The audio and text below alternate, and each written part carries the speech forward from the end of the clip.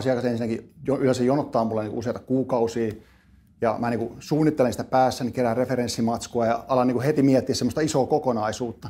Mutta silloin vaan lyötiin kuvia kuvan perään ja dam ja niin tahkottiin vaan, grindattiin sitä hommaa. Et ei siinä ollut semmoista niin taiteellista kunnianhimoa, mikä niin nyt on tietyllä tavalla, kun tämä on niin tullut alaksi ja tämä on taidetta. Se ajatusmalli on ehkä muuttunut niin eniten mun silmissäni tässä näin. Että okei, tämä on mulle vielä duunia. Totta kai mä tuun joka päivä duuniin. Mä piirrän, mä hoidan asiat, hoidan yritystä, teen asiakkaita ja mä teen kaiken, mitä asiakkaat multa pyytää aina. Et en mä silleen vie valkkaa. Mä teen pikkutekstejä edelleenkin ja pikkuperhosia.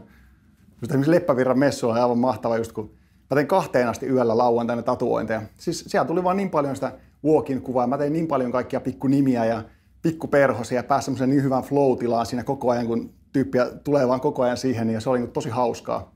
Se on vaan sellainen niin hassu flow-tila, sama kuin maalaamisessa parhaimmillaan, että kun sä pääset siihen tilaan ja sit sä vaan niin kuin rupeat tekemään jotain ja aika ja paikka häviää ympäriltä ja sit sä vaan niin kuin teet. Ja no, lopputulos on aina mitä se on. Et ei sitä niin kuin taiteilija itsekään voi ikinä ennustaa, että mitä sieltä haulikon piipusta tulee, kun lähtee ampumaan randomilla jonnekin metsään, mutta se on semmoista.